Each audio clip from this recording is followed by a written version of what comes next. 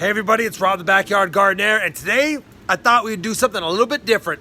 It's the middle of winter and I thought, you know what, my apple tree, the one back there that I've grown from seed, that's going on now 3 years old if you can believe it.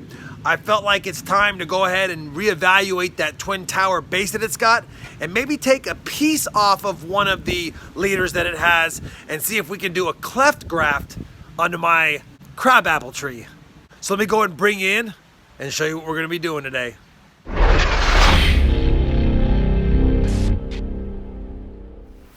So it's winter and I felt like it's time to go ahead before the sap starts running, trying to take my apple tree that has fruited.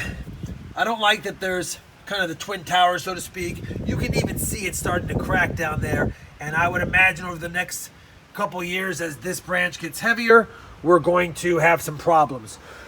So before I try to propagate it or air layer it, I felt like we have this secondary branch.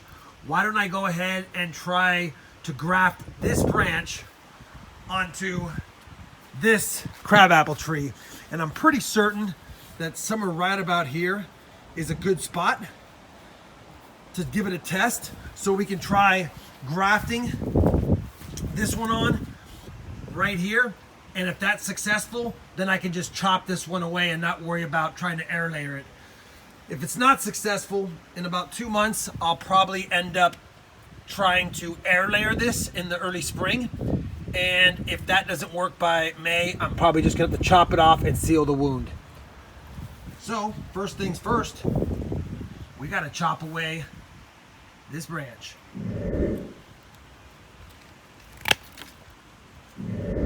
So we've got a fairly clean cut there. The next thing I want to do is try to line up the size of the branch with this to see how close or how far off we are. And it looks like I need to come down somewhere in here, right about here. Maybe even use that extra shoot as a base, probably right there. So the next thing I want to do is I want to take this branch right here and create kind of a wedge and expose some of that cambium layer. And then this one, I'll want to like split it like a log and then insert this one inside of it and then seal it really well. So I guess the next step is to go ahead and make this kind of like a spear at the end and then split that other branch. So you can see here I'm using my knife, my utility blade, to split this branch just enough so I can insert the wedge from the spear of the branch that I've already taken off. This is why it's called a cleft graft. Now the idea here is I'm going to be inserting this spear, if you will, into that wedge, and here's a good shot of me putting it in there because my camera died and I didn't record me actually doing the next step. So we've used waterproof Teflon tape to wrap it. That's the first seal. I've got a couple of layers on it. Again, this is just an experiment to see if this branch will take. It's also too large of a branch. So because we've got a couple of spurs here, I am gonna actually take it right about here and take off about 2 feet of the branch. I also want to strategically place the buds where I want them to grow. And I kind of want it to grow up. So there's a bud up here up top. So I'm going to cut this at an angle so that we have the bud facing up. Now that's a much better branch. It's going to lose a little bit of moisture from this end, so I'm going to seal that just so it doesn't bleed out as bad. I'm pretty happy with this seal here, but in order to make fairly certain it's a good seal, I'm going to add another couple of layers onto this. I don't want any issues getting in there for both trees' sake. The last thing we added was some waterproof Gorilla Tape just to make sure that it helps seal this. And really at the end of the day now, guys, it's a waiting game. Today's 12/28. We'll have the jury out on this in about a month.